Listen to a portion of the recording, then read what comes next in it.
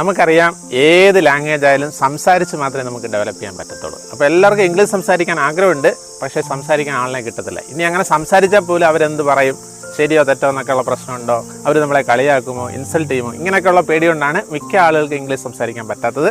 അതിനുള്ളൊരു സിമ്പിളായൊരു പരിഹാരമായിട്ടാണ് ഇന്നത്തെ എൻ്റെ വീഡിയോ. ഇവിടെ നമ്മൾ ഒരു വ്യക്തിയോട് സംസാരിക്കുന്ന പോലെ ആനിമൽസിനോട് സംസാരിക്കുകയാണ്. അപ്പോൾ അങ്ങനെ ചെയ്യുമ്പോൾ നമുക്കുള്ള ഒരു ഗുണമെന്ന് പറഞ്ഞാൽ ഇത് നമ്മളെ ഒന്നും പറയത്തില്ല, നമുക്ക് കോൺഫിഡൻ്റ് ആയിട്ട് സംസാരിക്കാൻ പറ്റും.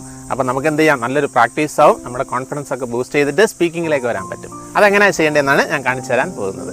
I am showing a demo with a monkey. Okay, hello my dear monkey, what happened to you? Why you are sitting alone here?